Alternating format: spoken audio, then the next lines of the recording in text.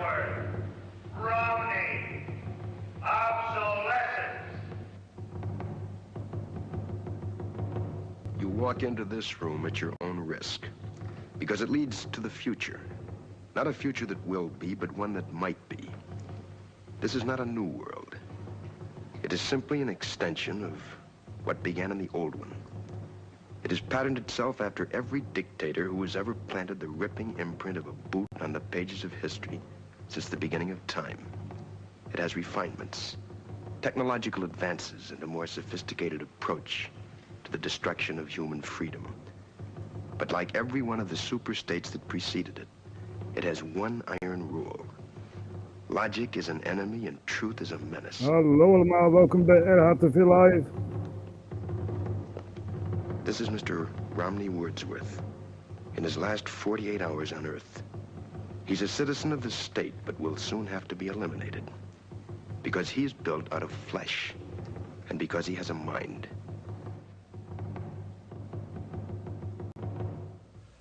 You've been under investigation, Mr. Wordsworth, for the mandatory period of 1 year and 11 months. You're found to be obsolete. The purpose of this hearing is to make a finding in the matter and make a sentence accordingly. Do you understand that, Mr. Wordsworth? Your occupation, Mr. Wordsworth? A librarian. A librarian. Having to do with books. Yes, sir. Books.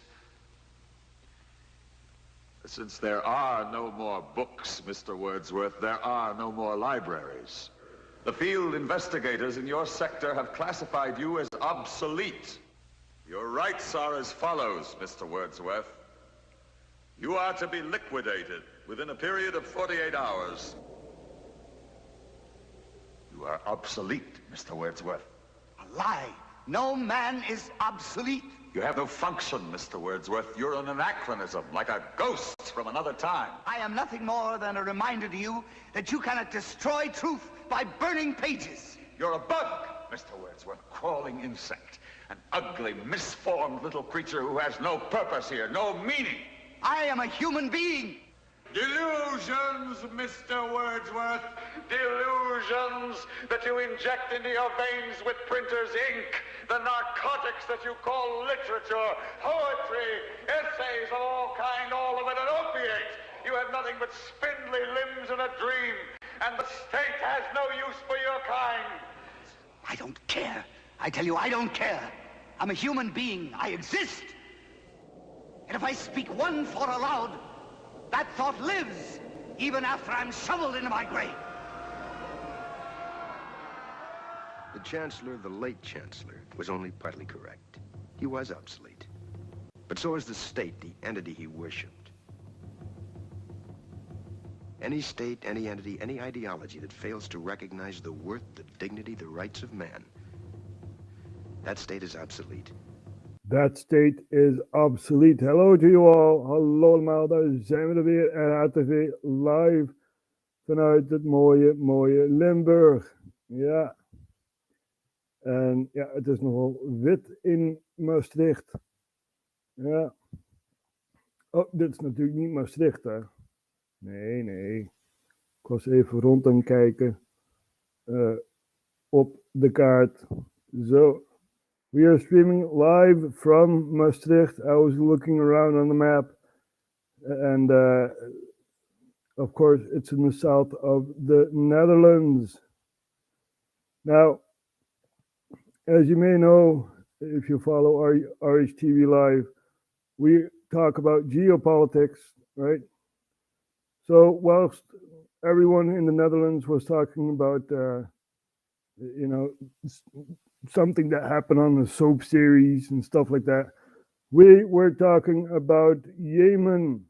Yep, Yemen was on the radar for quite a while. Because there was a war in Yemen, and we kind of lost sight.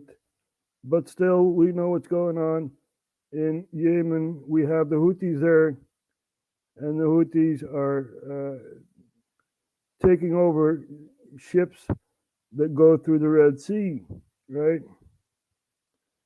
So the Netherlands and the UK and the US did an intervention. As you've heard by RHTVLive, we talked about this, right? And yeah, now it's in the second chamber. People are talking about it, such as FVD, and yeah, we're going to take a look at what the FVD has to say about this intervention in Yemen.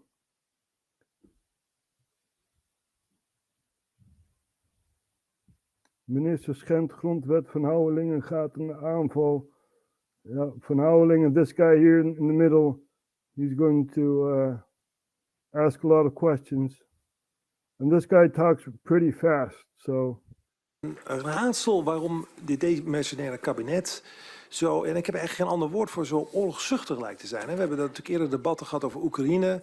En Nederland ziet dat als onze oorlog. Wij denken daar natuurlijk anders over. En we sturen alles wat we hebben, F-16's, tanks. Die oorlog wordt dus alleen maar erger. Er is geen uitzicht op de oplossing. Vorige debat met deze minister zei deze minister dat ze zelfs niet bereid is om überhaupt maar met de Russische ambassadeur te spreken. Dus nou, daar zit weinig... de-escalerend vermogen, laat ik het zo maar noemen. En nu zien we dus, daar gaat vandaag het debat natuurlijk grotendeels over, dat vorige maand het demissionaire kabinet ook nog eens even heeft besloten om Nederland in een oorlog te loodsen samen met andere landen, onder leiding van de VS, met wat in feite Jemen is. En Nederland is daarbij ook het enige EU-land, dat staat ook in de Kamerbrief, dat actief een bijdrage levert. Hè. Dus daar lopen we ook weer voorop. Hè. Dan gaan we eens even meedoen met de grote jongens.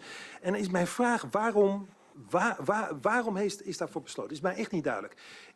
So we have a demissionary cabinet for the international audience, right? And they are not allowed to make executive orders. They're not allowed to do this. The new cabinet is supposed to do this, right?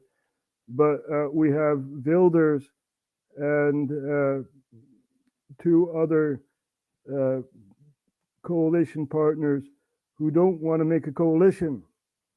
Right, so we're still dealing with the demissionary cabinet, and this is one of the decisions that they made, attacking Yemen. Is überhaupt overwogen om bijvoorbeeld onze schepen daar in dat kanaal om dat extra te beveiligen, met extra patrouilles, met mariniers, dat is in het verleden ook gebeurd. Is er misschien überhaupt gedacht over, nou we gaan eens met die Houthis praten, is dat opgekomen? Of is het gelijk van, nou nee, we gaan bombarderen. Ik lees daar niks over, het is voor mij een raadsel waarom dat er weer wordt gekozen voor eigenlijk maximale escalatie. En dan ook de gevolgen hiervan. Want in de Kamerbrief staat dan van, nou, het verwacht neveneffect, ik citeer... So he's questioning why we participated in the Houthi counterstrike, and he says it's going to escalate and this and that, and he's got more questions. Maar even is daarnaast dat de operatie de kans op regionale escalatie verkleint. Dus je gaat, dat wordt net ook al gezegd, je gaat dus bombarderen en dan gaat het de escalatie verkleinen. Nou, So the Dutch government says if we bomb them, right, then then they won't grab any more ships. The risk of escalation will be smaller, right, because you destroyed them. This is how the Dutch government thinks. Ik begrijp echt niet waar dat vandaan komt. De kans dat Iran erbij betrokken wordt, dat we vluchtelingenstromen krijgen, allemaal ellende. En daar wordt dus... Now he's talking about Iran and the refugee influx, right? And more disasters coming our way because we intervened in Yemen. Heel bagatelliserend over gesproken. En we hebben natuurlijk eerder militaire operaties gehad in het Midden-Oosten. In Irak, in Syrië, in Afghanistan, in Libië. Altijd zijn het allemaal debakels geweest. Ik kan de minister misschien één voorbeeld geven waar het geen debakel is. Niet in een debakel is geëindigd.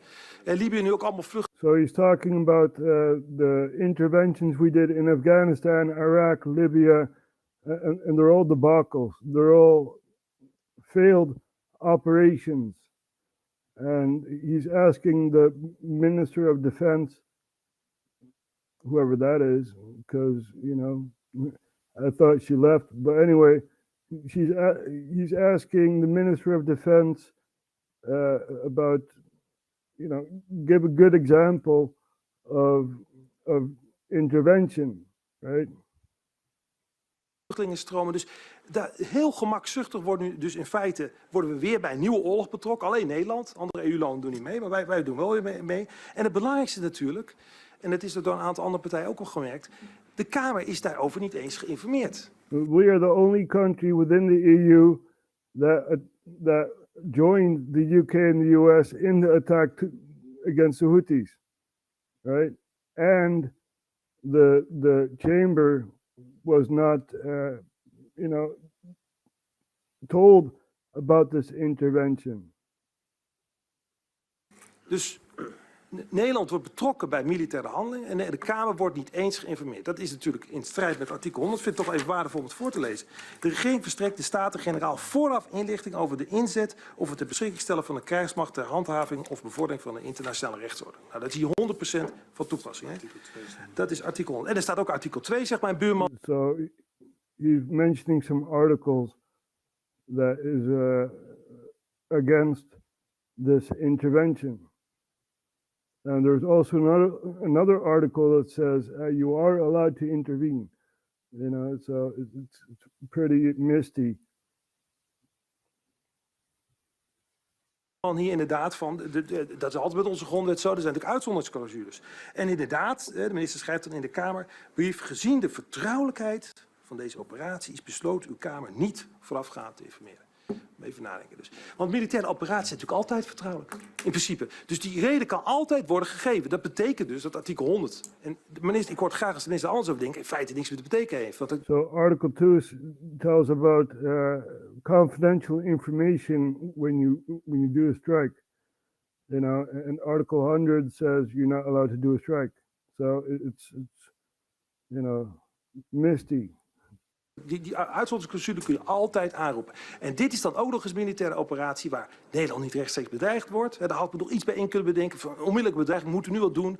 Of een hele specifieke, bijvoorbeeld je gaat Bin Laden pakken. Ja, daar kun je ook niet van tevoren discussiëren, want dan vlucht hij weg. Nee, ik ben totaal niet overtuigd. Dat is even mijn hoofdvraag aan de minister, waarom hier die clausule wordt ingeroepen.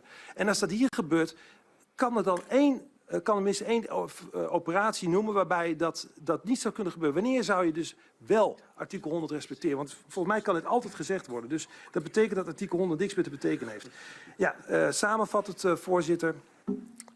Het feit dat Nederland weer bij een oorlog betrokken wordt, dat vinden we zeer verontrustend. We vragen af waar dat voor nodig is. Dat is dus een groot probleem, maar misschien nog het grootste probleem is dat je blijkbaar, en daarom dat ik dat net ook aan nieuw sociaal contact vroeg, dat de grondwet artikel 100, vertrouwelijk, dat wordt zo overheen gestapt en dat is, in onze ogen is dat onacceptabel. En we zitten nu weer in een nieuw conflict als Nederland en daar gaat niks goeds van komen. Dank u, voorzitter. Dat is ook onacceptabel, ja, dat we weer in een conflict zitten. Dit is toch niet normaal? Ik vind het echt onacceptabel. Pepijn van Houwelingen says this is unacceptable, right? The parliament was not even notified about the strike. And a lot of Dutch people, heel veel Nederlanders, weten nog niet eens wat er aan de hand is in Jemen. Nou, gelukkig hebben RHTVLive die daar verslag van doet. En we gaan even kijken naar Al Jazeera, die ons vertelt waarom Jemen eigenlijk in een oorlog terecht is gekomen. Dit is van zoveel jaar geleden, meer dan 4 jaar geleden geloof ik. 4 years ago, Jemen. Dus het is een langslepend conflict wat er in Jemen gaande is. En we gaan even kijken naar wat er hier allemaal gezegd wordt. Let's talk about what's going on in Yemen. The United Nations says it has the worst humanitarian crisis on the planet. And in a world with all sorts of problems, that is saying something. Yemen went from being the heart of ancient Arabia to one of the poorest countries in the Middle East. And for the last 5 years, it's been torn apart by war. Local groups on the ground are fighting each other, while a Saudi-led coalition bombs from above. And caught in the fighting are millions of Yemenis desperately struggling to survive. So how did things get so bad, and is there a way out?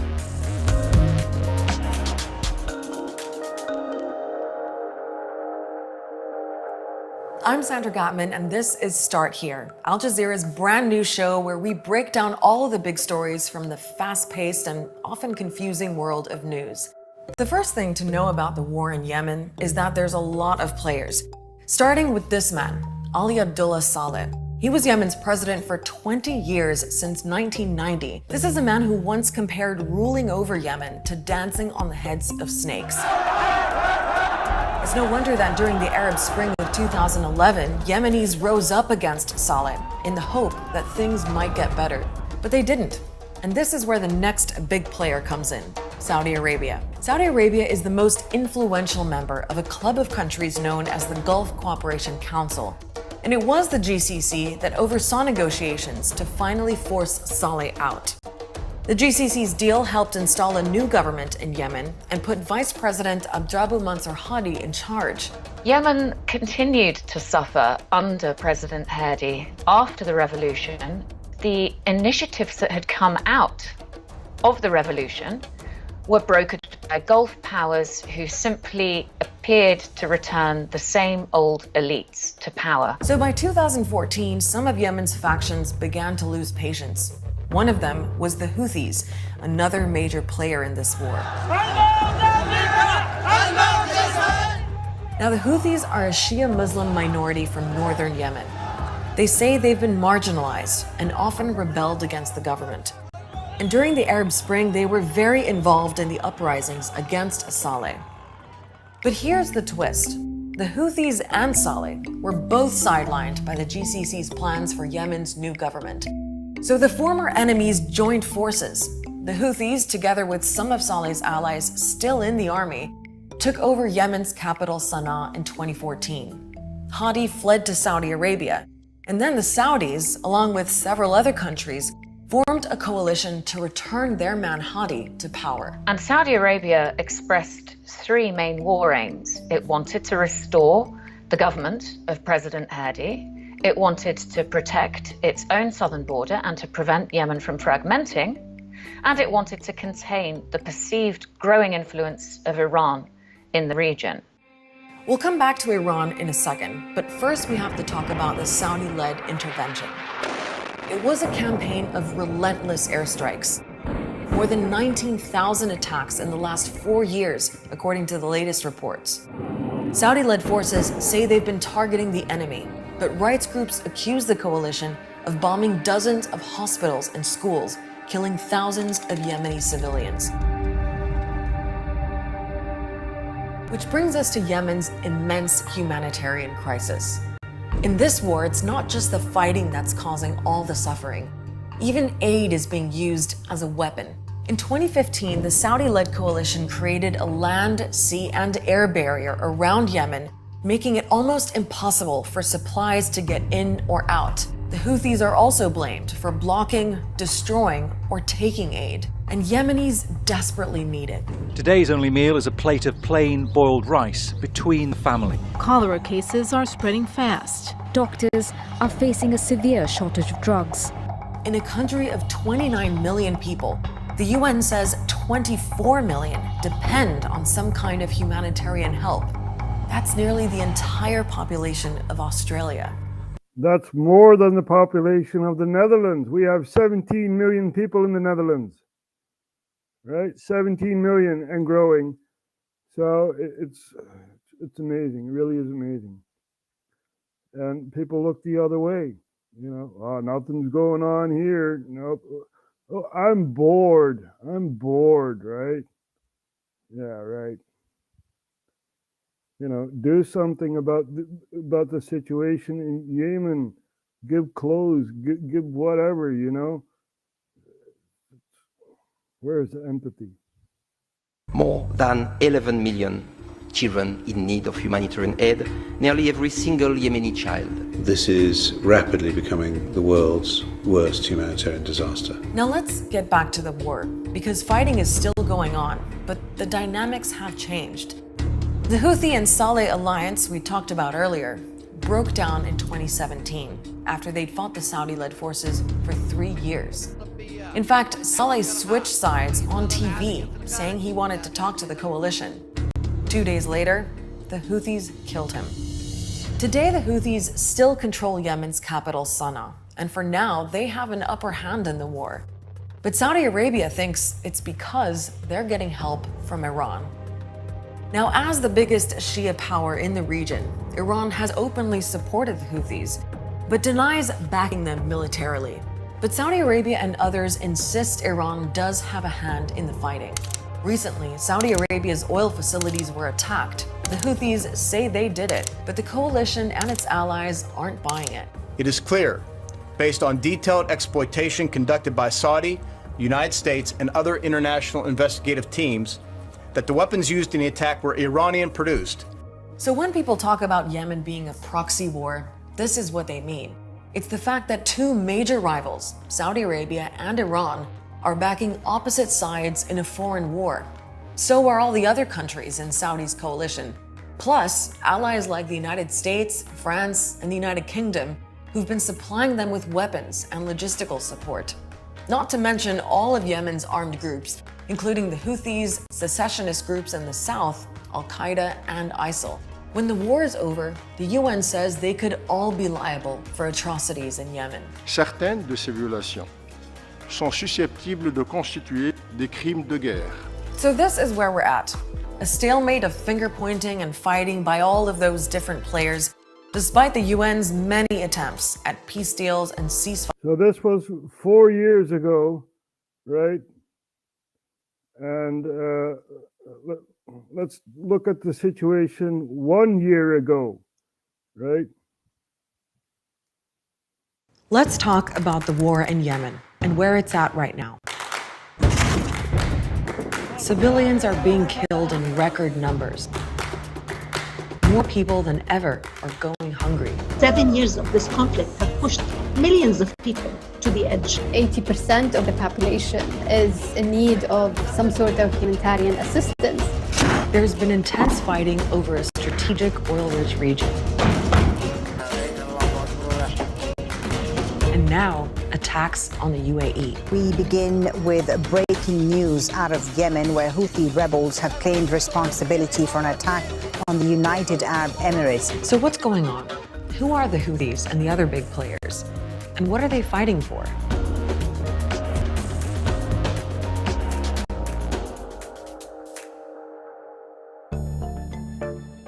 Okay, so what we're talking about in Yemen is a fight over who gets to run the country. You've got the Houthis. They control areas where most people live, including the capital, Sana'a, which they took in 2014. They're a political and military movement that originated in northern Yemen, and most of them practice a form of Shia Islam. They've been fighting the government on and off since the early 2000s, but really gained strength in the last 10 years or so. The Houthis also have links to Iran, but we'll get into that a bit later. Then you've got the areas controlled by forces aligned with an internationally recognized government. That's the government the Houthis pushed out when they took over Sana'a. It's led by this man, President Abdurrahman Mansur Hadi, but he's been forced into exile and is based in Saudi Arabia. And it's Saudi Arabia that's leading the fight to put him back in power, along with the UAE. When you hear about the Saudi-led coalition, that's what people are talking about. Several other Arab countries were involved, but in recent years, they've taken more of a back seat. That Saudi-led coalition also has the backing of some Western countries. You have Saudi Arabia and the United Arab Emirates supported and backed by states like the US, UK, and being supplied with arms from states like France, Canada, Germany, and many other places. Now, for the last 7 years, the main fight has been between the Houthis and the Saudi-led coalition. But in 2017, a third big player emerged, the Southern Transitional Council, the STC. They're separatists. They want independence for South Yemen, which was once its own country, and their forces get support from the UAE. Right now, they control parts of the south, including the port city of Aden. In 2020, they got some seats in President Hadi's cabinet as part of a power-sharing deal. So that kind of put the SDC and the internationally recognized government on the same side against the Houthis. But it's still a pretty tense relationship. Those are the three main players that are basically fighting over certain different different goals. Sometimes they share these goals and sometimes they're against each other. So it gets very complicated. Okay, let's go back to the Houthis for a moment and deal with Iran, because there are questions over exactly what their relationship is. In the last few years, some of the weapons and tactics used by the Houthis have become more sophisticated, including regularly launching drone and missile attacks over the border into Saudi Arabia. And many analysts think this growing strength points to support from Iran. Now, Saudi Arabia outright accuses the Houthis of being Iranian proxy. So this is 1 year ago, right? Now, if we look at what's happening right now, right, we see this, for example, the Houthis attacking cargo ships and stuff like that. Let's take a look at this one here. Houthi rebels from Yemen were seen storming a cargo ship in the Red Sea. In a video released by the Iran-backed group on Monday, its fighters appeared to land by helicopter onto the top deck. They brandished weapons at the ship's crew and ordered them to lie down. The seized ship, the Galaxy Leader, is now in Yemen's Hodeidah port area, according to its owner, Galaxy Maritime, which is registered in the Isle of Man. The Houthi movement claims the Galaxy... And this is the reason why the US and UK intervened in the Red Sea with the Netherlands. Ja, we hebben zo net even Jemen gezien, de geschiedenis, de voorgeschiedenis daarvan.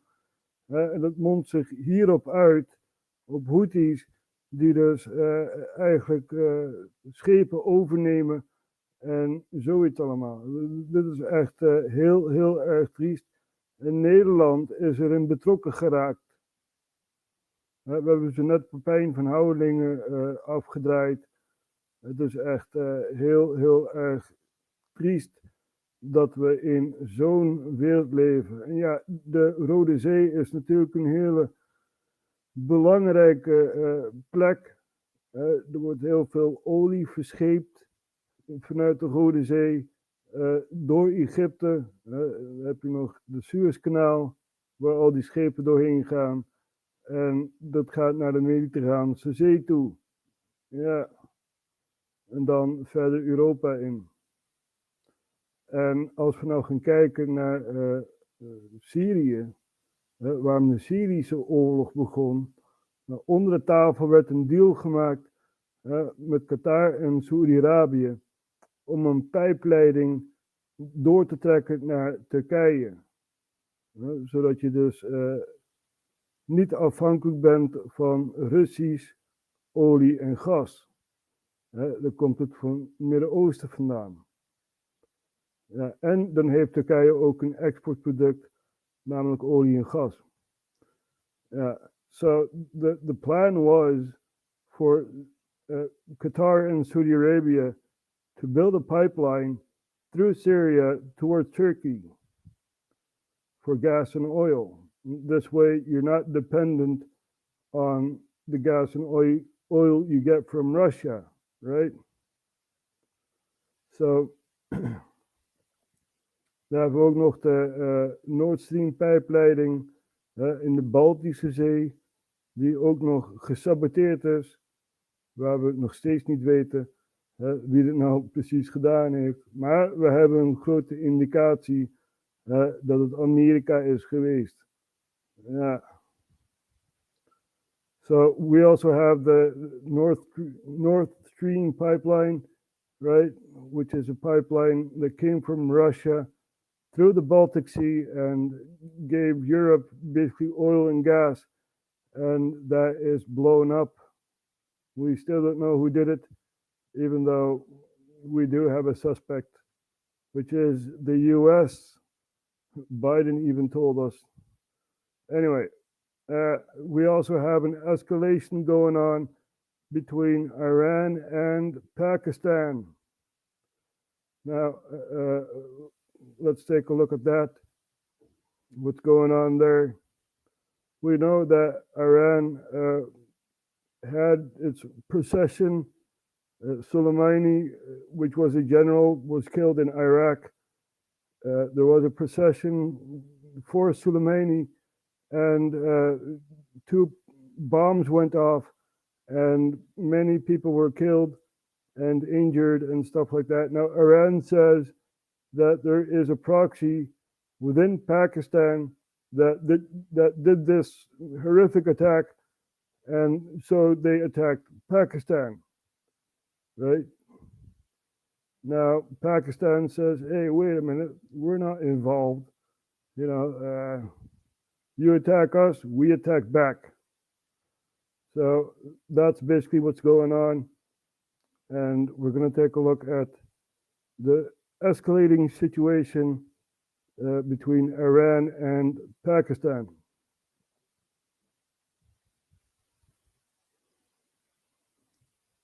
Here we go. Pakistan's foreign ministry says its air force has hit targets in Iran's province of Sistan and Balochistan. Iranian state media is reporting that 7 people have been killed. Iran's foreign ministry says that, and Iran carried out an attack on Tuesday which killed 2 children in Pakistan's Balochistan province. Now, Tehran says it was targeting an armed group fighting for the rights of the Sunni minority inside Iran. Islamabad has long alleged that those separatist groups are launching attacks on Pakistan from inside Iran. Well, Pakistan's foreign ministry spokesperson says Pakistan carried out the airstrikes to defend its sovereignty. This morning's action was taken in light of credible intelligence of impending large-scale terrorist activities against Pakistan by these terrorists. This action is a manifestation of Pakistan's unflinching resolve to protect and defend its national security against all threats. The successful execution of this highly complex operation is also a testimony to the professionalism of the armed forces of Pakistan. Pakistan will continue to take all necessary steps to preserve the safety and security of its people, which is sacrosanct, inviolable, and sacred. Let's cross over to our Pakistan correspondent Kamal Haider, who joins us now from the city of Sakhar in the southern province of Sindh in Pakistan. Kamal, when we spoke 24 hours ago, we didn't expect the situation to escalate in this fashion.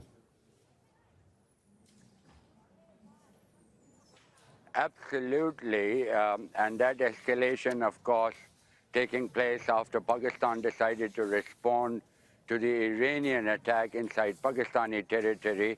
It must be understood that Balochistan encompasses 42% of the landmass, straddles the Arabian Sea with a strategic port in Gwadar very close to the Straits of Hormuz.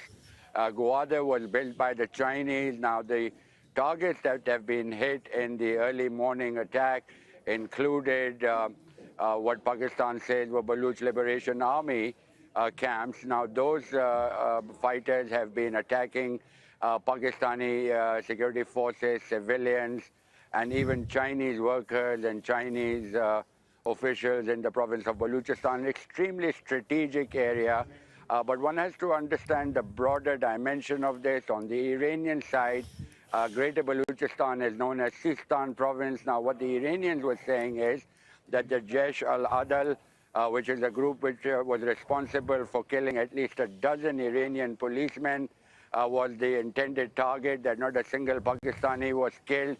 The Pakistanis also very carefully saying that they did not target any Iranian citizens in their brotherly country. The Pakistani military stressing that its aircraft did not violate Iranian airspace, but were able to fire standoff precision-guided munitions at those targets. Multiple targets were hit. Now, Balochistan, as I mentioned earlier, extremely important because China has built a huge port at Gwadar. This is a part of the China Belt and Road Initiative, also known as the China-Pakistan Economic Corridor.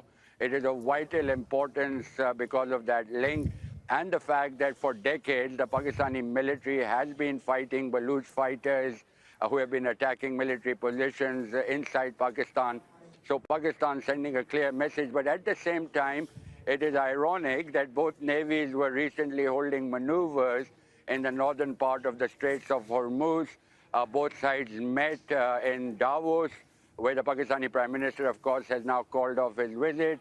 And they were discussing the threat emanating from armed groups inside Afghanistan, which was of mutual concern. Pakistan raised the issue with the Iranians about the Baluch Liberation Army camps operating on their side. The Iranians must have also told Pakistan that Jaish al-Adl was operating from Pakistani soil. So both sides. So there you have it, right? It's amazing what's happening in and around our world. Now, I do read the comments en even kijken. Het lijkt wel Risk met elkaar. Dat ze Risk met elkaar spelen. Seems like they're playing Risk with each other. Well, there is our esteemed enemy, Zbigniew Brzezinski, who made a book called The Grand Chessboard. Right? This is how they see it. They see it as a chessboard. You are pawns in their game. Right? So we know about Zbigniew Brzezinski. We know who that was. And yeah, it's one big game for them. Het is voor hun één groot spelletje. We zijn pionnen in het spel. En als we nou invloed hadden in het spel, maar nee, de bevolking wordt buitengesloten. Buiten het spel. En wij mogen alleen maar toekijken. Ja, dat is echt heel, heel erg hoor. En zodra de bevolking niet gewoon opstaat en eist dat Rutte bijvoorbeeld gearresteerd wordt, dan lopen ze over ons heen. Dan lopen ze gewoon over ons heen. En dan lachen ze ons ook nog uit daarbij. Ja. We gaan even kijken naar de grootste politieke slang die Nederland rijk is. Namelijk onze Markje. Waar gaat Mark naartoe, hè? Waar gaat Mark naartoe? Ja, nu die eigenlijk ontslagen is. Ja, hij gaat naar Davos toe. De World Economic Forum. Ja, want waarom zou je met de plebs gaan praten, toch? Ja, we hebben hier zo Klaus Schwab. En we hebben hier zo, hoe heet die knakworst van de WHO ook alweer. Die gast. En we hebben hier zo top executive van Google of weet ik wat. Ja, daar ga je mee praten. Hè? Daar ga je mee praten, hè? Markje. Niet met de plebs. Nee, hoe kom je daar nou weer bij? Nee, wij moeten allemaal uitgeschakeld worden. Dan overgenomen worden. Middels de spreidingswet. En zoiets. De destabilisatie van Nederland gaat door.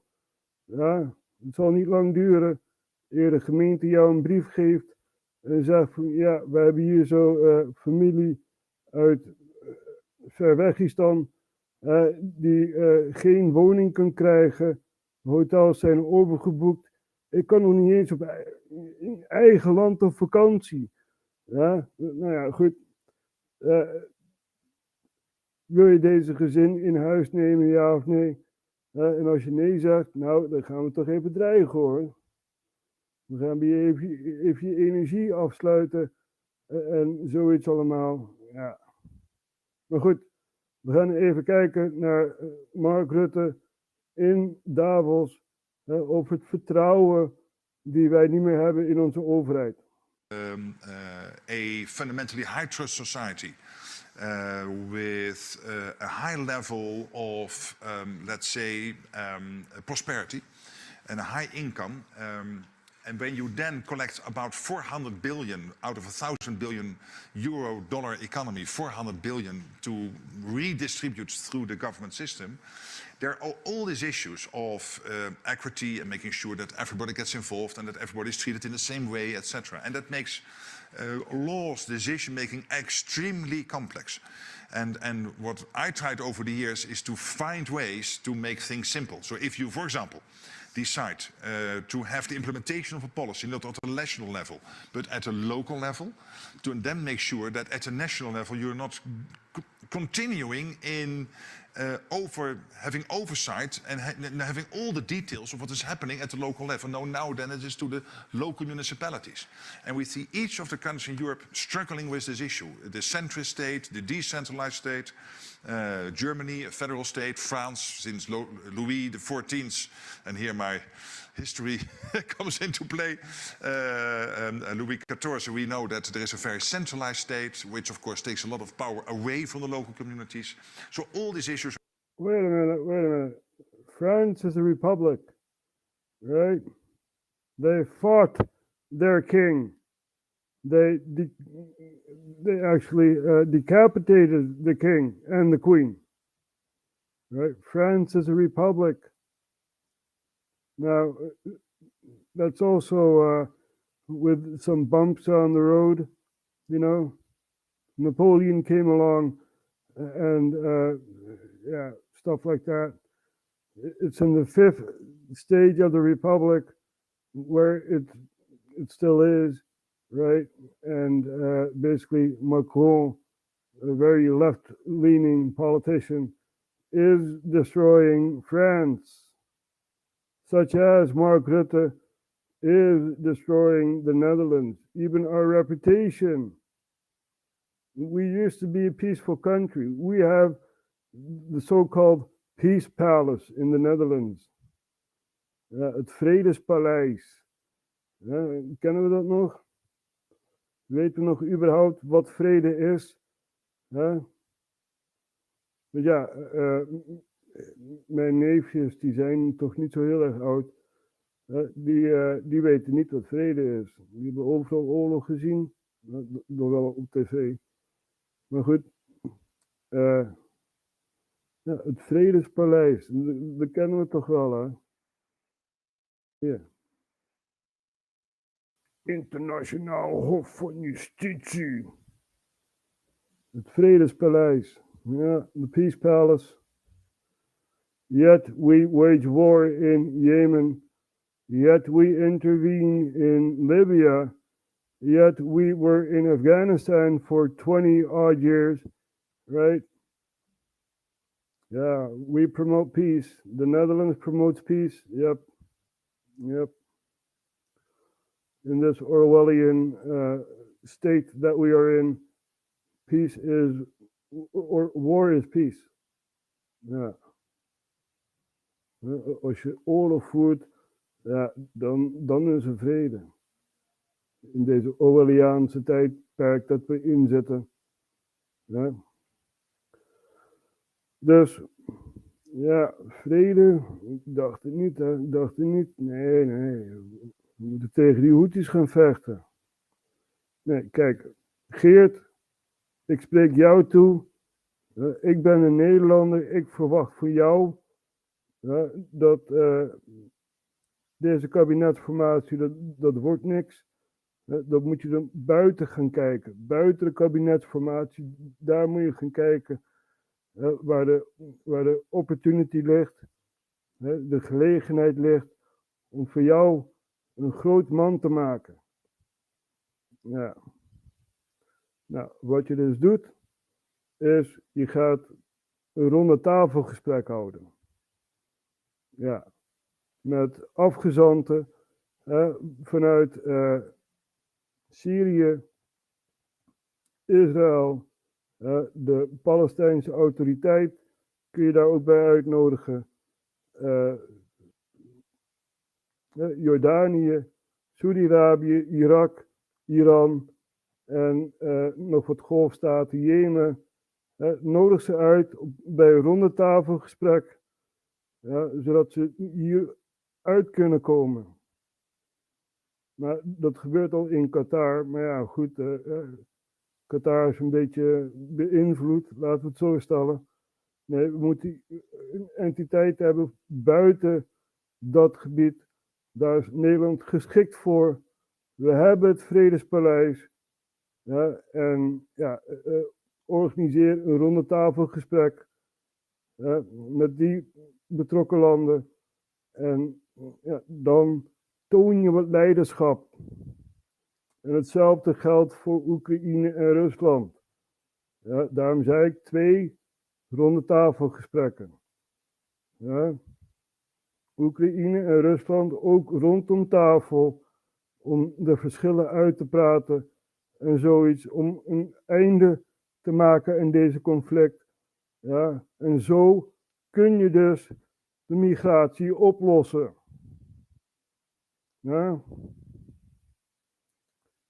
Ik hoop dat er mensen zijn die dat stukje even knippen en naar Wilders toe sturen.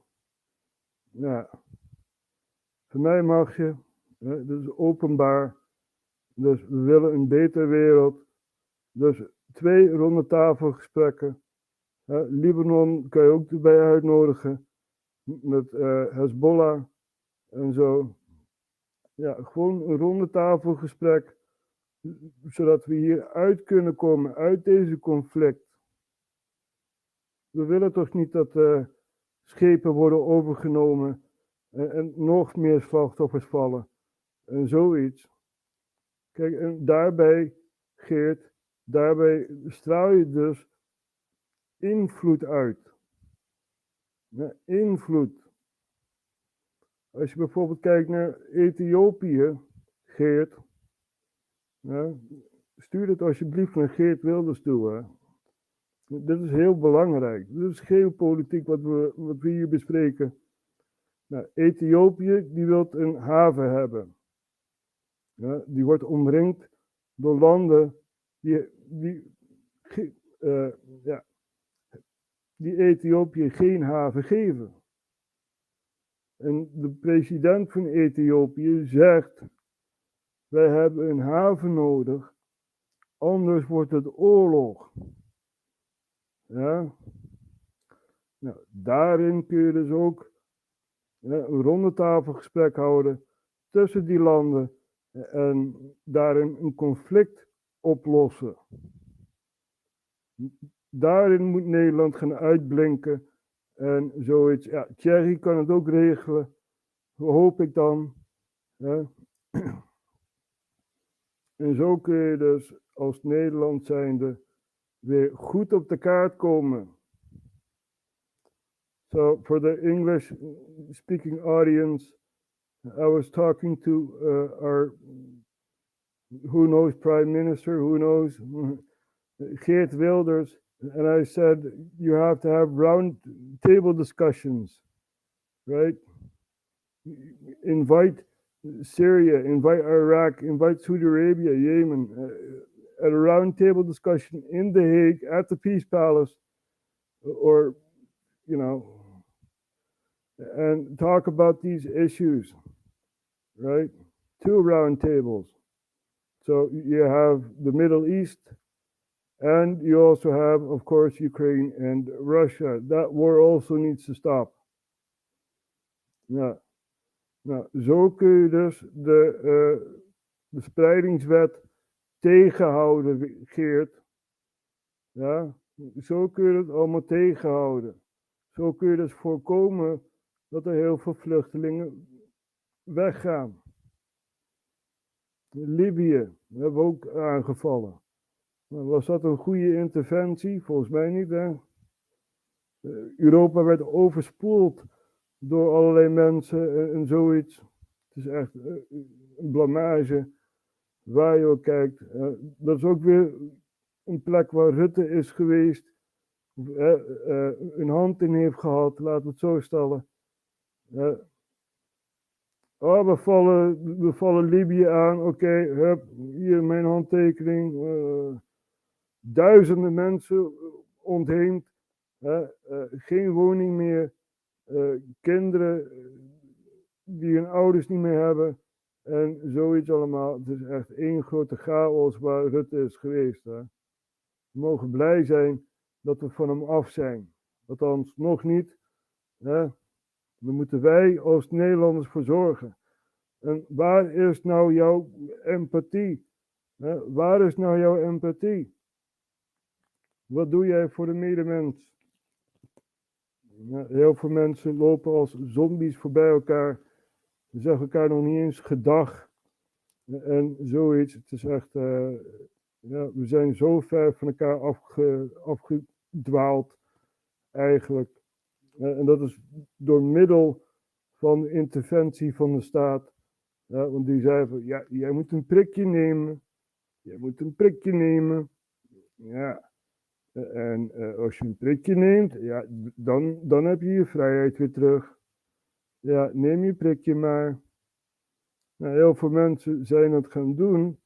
Die zijn de overheid daarin gaan vertrouwen. Maar er zijn ook mensen die dat niet zijn gaan doen. En de mensen die dat zijn gaan doen, worden kwaad op de mensen die het niet zijn gaan doen. Ja, en zo escaleert dus het spiraal van geweld. Als jij de andere dood toewenst, nou, dan is het geen prettig land meer hoor. Ja, je moet echt in de spiegel gaan kijken en zeggen van, hé, ik heb fouten gemaakt of iets in die trend. Hè. Lijm het, probeer het aan elkaar te lijmen. Want dit heeft echt hele grote consequenties gehad. Hè. Dat we dus opgesloten waren en eigenlijk ook niet naar buiten mochten gaan. 9 uur, oh, na 9 uur mag je niet naar buiten. De staat heeft dat gezegd. Oh. Zelfs tijdens oorlogstijden, toen de bommen vielen, kon men nog naar buiten toe gaan. Nee, wij moesten binnen blijven hoor. En Rutte met jet zetten, daar naartoe en daar naartoe. En de koning kon ook nog op vakantie gaan. En zulke dingen allemaal. Ja, dit is echt triest. De Nederlander pikt het gewoon. Arman heeft een mooi liedje. De Nederlander is een meelzak. Ja, je kan erop slaan. Hij gaat toch niet staan of iets in die trend. En dat klopt. Dat klopt. Kijk naar onze oosterburen. Daar heb je een boerendemonstratie. Ik weet niet of het nog steeds gaande is.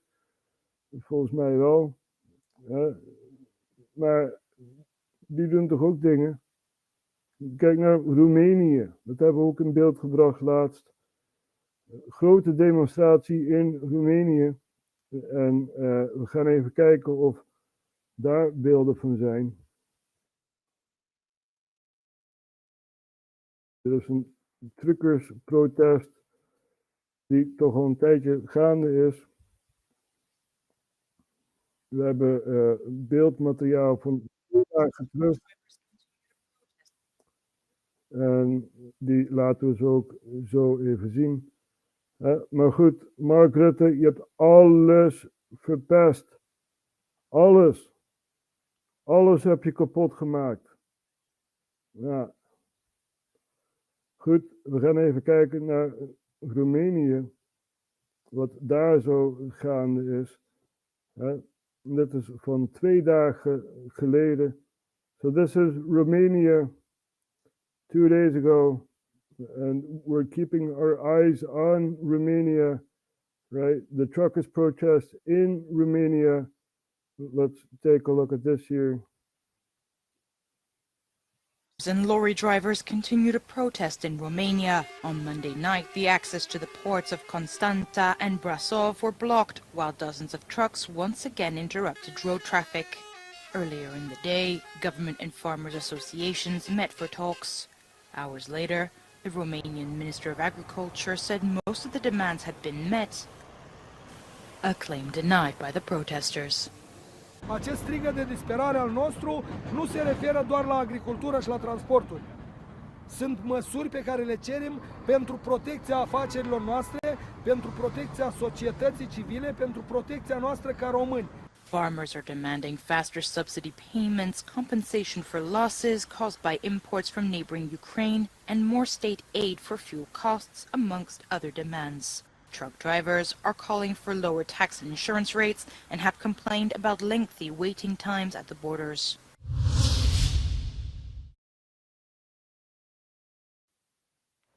Farmers across Germany converged in Berlin to join a giant protest.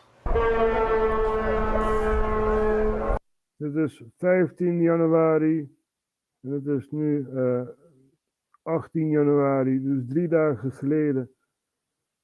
3 days ago, and the farmers are still protesting in Germany, but we also saw footage from Romania 2 days ago, and they're also still protesting. You know, these people, they will stand anything because, you know, they want to live. It's these countries who stand up against the tyranny because they recognize it, right? They recognize tyranny. So, yeah, the world is going from bad to worse. And yeah, for them, it's all a chess game. We are pawns in their game, right? And we have to abide by their rules. Wait a minute. I never signed for this, right?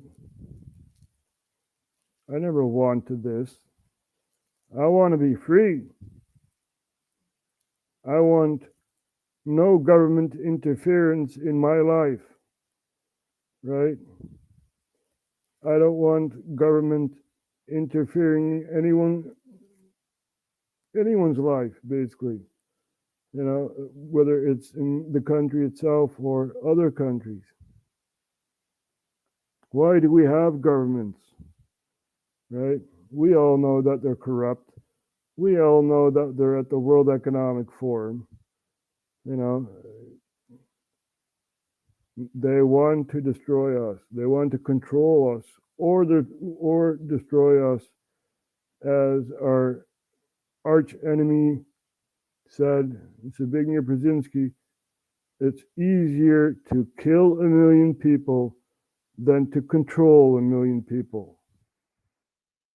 So we're going to take a look at that. Repetition is always good. Herhaling is altijd goed. Hier hebben we dus Zbigniew Brzezinski, die zegt dat het makkelijker is om 1 miljoen mensen te doden dan daar controle over te hebben in deze tijden.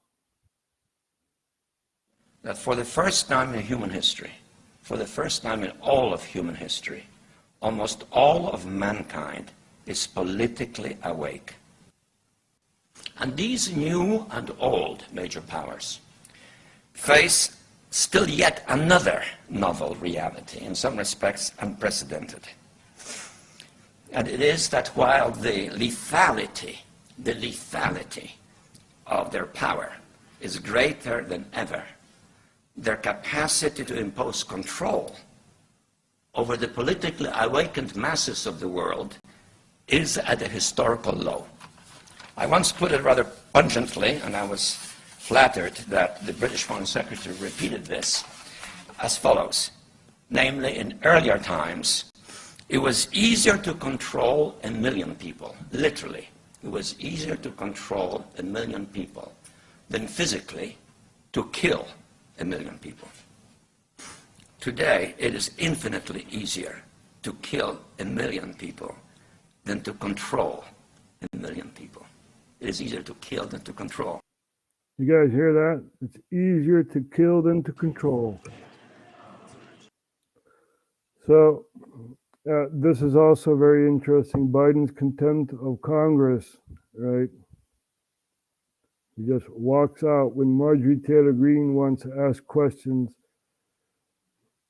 Even kijken wat voor commentaar hier wordt geleverd. Bizar dat een rechter eist dat Trump moet komen opdraven voor het hekje terwijl zijn schoonmoeder wordt begraven.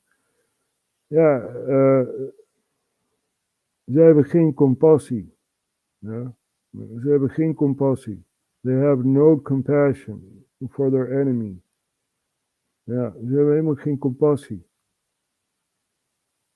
Dus zij willen Trump achter tralies hebben. En ze zijn al in paniek, omdat de Iowa caucus gewonnen heeft. Ja? Dus ja, dat is allemaal aan de hand in Amerika. Ook een soort van civil war, zo kun je het wel omschrijven. Een civiele strijd tussen de Republikeinen en de Democraten. En de Republikeinen, binnen die partij wordt er ook nog gerommeld. Je hebt de Rhinos, Republican in name only. En je hebt de MAGA groep, Make America Great Again.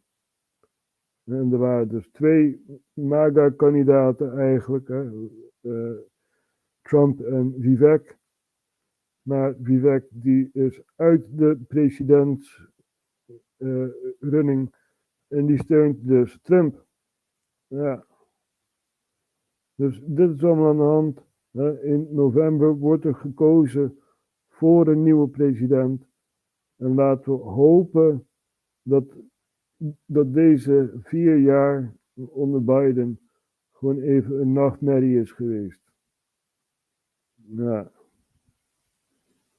Echt, alles is kapot gegaan. Alles onder de Democraten gaat kapot. Dus, en de Democraten die besturen min of meer het buitenlands beleid voor Nederland en zoiets. Even kijken, dat bedoel ik toch hier, wat is het toch met die duivelse kant in de mens? Ja, ze komen bij elkaar bij de Bohemian Grove. Nou, misschien heb je er ooit wel eens van gehoord. Daar heb je dus een stuk bos in Californië, waar dus allerlei rare dingen gebeuren. Bohemian Grove. Daar. Alex Jones. Die is daar geweest. Bij de Bohemian Grove. En dat is dus een rijke eliteclub. Die dus bij elkaar komen om heel veel dingen te plannen. En zoiets. We gaan even kijken of we cremation of care kunnen vinden. Zo. Dat is een ritueel die ze dan uitvoeren in de bossen van de Bohemian Grove in Californië. En daar hebben ze een pop die ze dan, dat ziet eruit als een mens, en die gaan ze dan verbranden. Nou, er komen ook van die rare chants. En dan komt zo'n bootje langs. Ja, en dan gaan ze die pop op een altaar zetten en verbranden. En zo komen ze dus vrij van hun zonde. Zoiets. Dat is een spiritueel iets. Ja, je zal het niet vinden. Ja, hier. Bohemian Grove. Alex Jones is daar dus geweest. En heeft een hele documentaire over gehad. En we kunnen even hier naar gaan kijken. Member Ivy League, Secret Society, Speak Out. Ja. Tegenwoordig weet je het allemaal niet meer. Hè? Het is heel moeilijk om daar onderscheid in te vinden. Does the cult control the United States? Nou, dit is toch ook wel iets interessants. The elites practicing pagan rituals in my good Christian redwood grove? Huh. I'm Aiden Madison. Welcome back to the Lore Launch.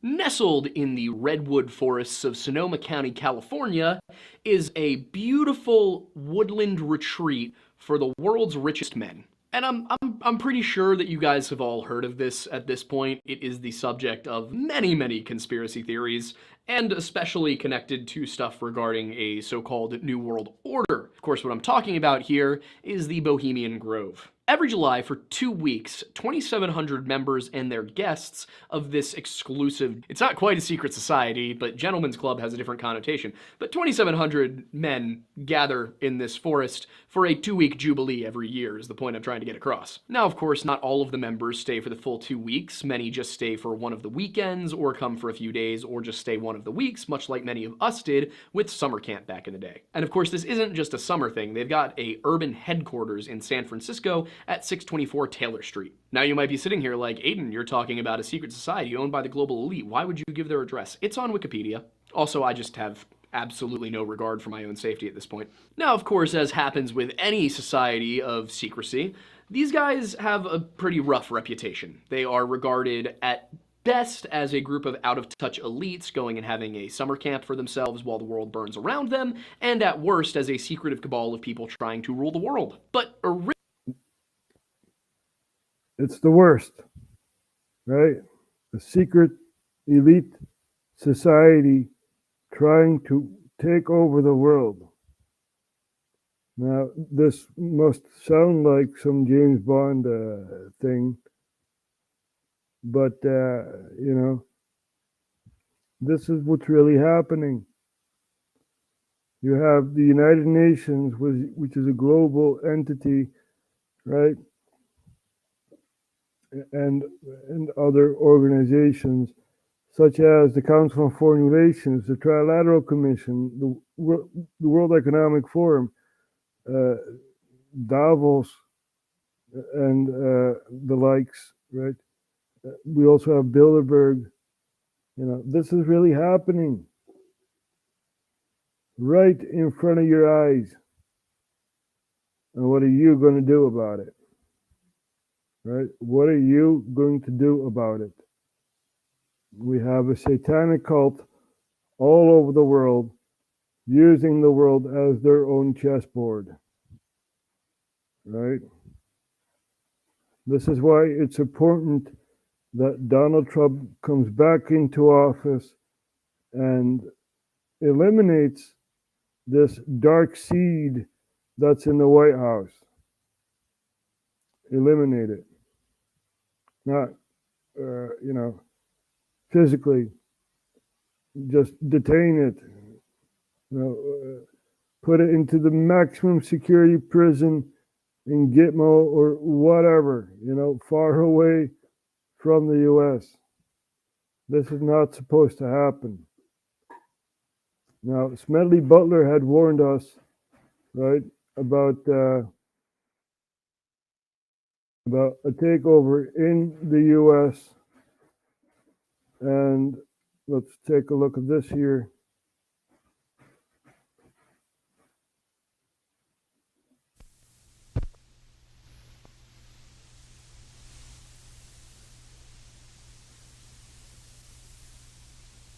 I appeared before the Congressional Committee, the highest representation of the American people, under subpoena to tell what I knew of activities which I believe might lead to an attempt to set up a fascist dictatorship. The plan as outlined to me was to form an organization of veterans, to use as a bluff, or as a club at least, to intimidate the government and break down our democratic institutions. The upshot of the whole thing was that I was supposed to lead an organization of 500,000 men, which would be able to take over the functions of government. I talked with an investigator for this committee who came to me with a subpoena on Sunday, November 18th. He told me they had unearthed evidence linking my name with several such veteran organizations. As it then seemed to me to be getting serious, I felt it was my duty to tell all I knew of such activities to this committee. My main interest in all this is to preserve our democratic institutions I want to retain the right to vote, the right to speak freely, and the right to write. If we maintain these basic principles, our democracy is safe. No dictatorship can exist with suffrage, freedom of speech, and press. You have to understand, right, that the globalist powers that be are still in power. And it's been so for decades, right? Maybe they have life expectancy, I don't know, who knows? But these people are still in power. You know, the top of the pyramid. And the top of the pyramid, they chose Smedley Butler to take over Parliament, as they did with Hitler, right? The Reichstag burning and all that. That was Hitler that did that. Just some history facts here. 75 years after decapitation, Marinus van der Lubbe was pardoned by the German government. Now, you may not believe me, right, because it's not in the history books, but we're going to show you guys an article, if we can dig it up, right? So we found the article, and we're going to show you the article. Ja, mensen, het was niet Marinus van der Lubbe die de Rijksdag in brand had gestoken. Het was Hitlers eigen SS. Ja, 75 jaar na onthoofding, ja, is Marinus van der Lubbe vrijgesproken. En ja, hoor je hier iets van in de Nederlandse media? Ik dacht het niet. Ik dacht het niet, want in de Nederlandse media praten ze hier niet over.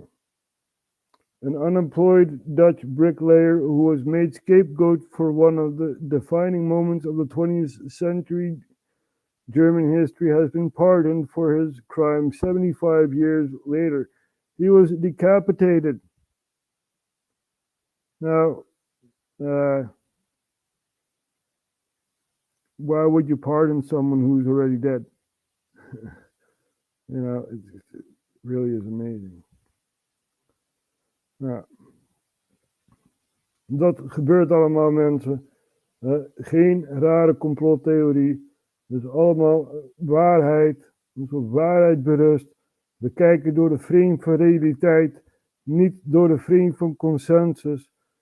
Dus het is erg belangrijk dat we het ook delen.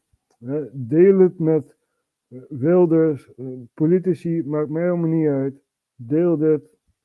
Dat is de enige verzoek die ik aan jullie heb. Ik vraag geen geld.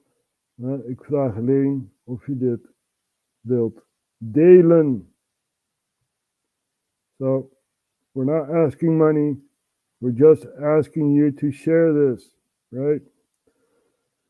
We're going to close off with Natasha Maeve, of course, right? And send love to her.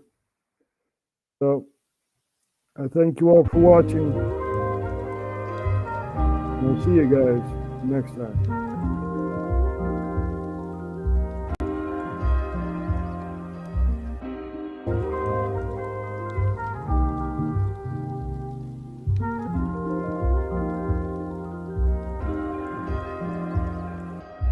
My music sets me free, it's therapy. I hope it helps a few people other than me. I noticed many liked it better when I was angry. Took off, nowhere to be seen on my journey. Funny how that works, start to feel better. And the people who claim to love me start to feel worse. So well, I know my real worth. I will continue to heal with each verse. That's my life path, truly breaking free. And some of them don't like that, don't even know what I've been through. Had to get my life back, some of them gave up. Well, me, I had to strike back and fight back. Now I'm feeling lighter, though I'm still breathing fire. Year of the dragon, I fly high. Open up my Life's like a sci-fi, won't stop me from going sky high to the realm of self-love. The feeling of healing, revealing my beauty within.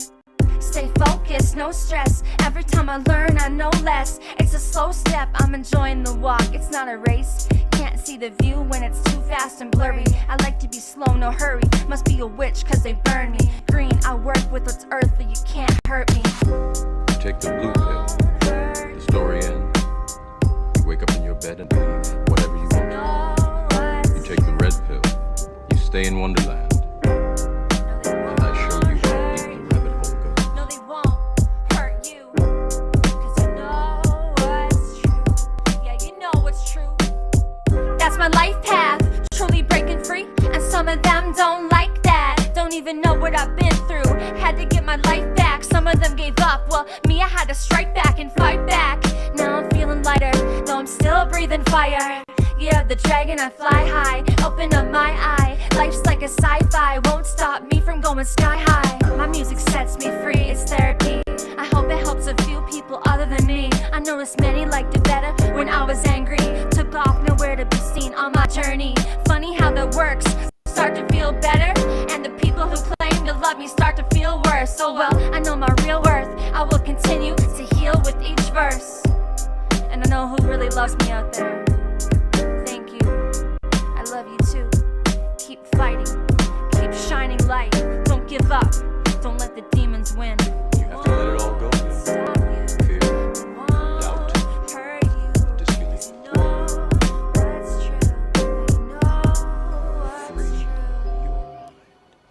Free your mind. Indeed. Indeed.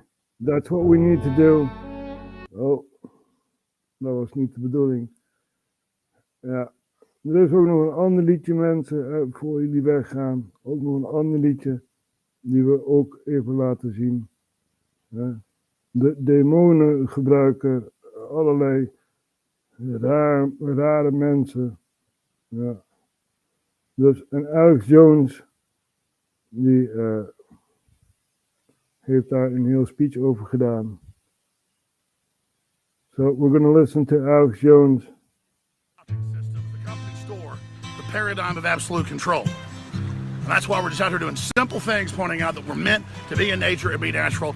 And this is where we find the source that God made to transcend the New World Order. And that's why they want to try to keep us out of it. I'm angry. I've had enough of these people. They're a bunch of Christian murderers, scum. They're on giant death factories keeping babies alive and selling their body parts. What more do you need to know about these people? I go out and face these scum. They literally crawl out from under rocks. They have green looking skin and they run around screaming, we love Satan, we wanna eat babies. I have them on video. Hillary's in the creepy, weird, sick stuff, man. She sleeps in the same room with that creepy, weird woman whose mother wears a hood over her head. What the hell? That woman number one is ugly. Imagine how bad she smells, man. I'm told her and Obama just stink. Obama and Hillary both smell like sulfur.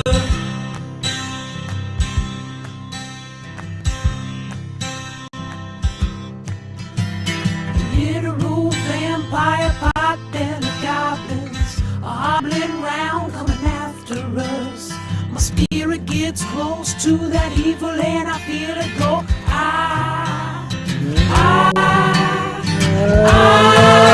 We're such self-centered crap, we don't even notice hell itself rising up against us. Millions of pointed people of the very worst type, and I'm so pissed. We're gonna stab your daughter at the mall. We're gonna stab your wife, your son. We're gonna stab you with a butcher knife, and then the police chief is gonna say, we love our Somali. We love our Muslims, oh they're so good, oh they're so sweet.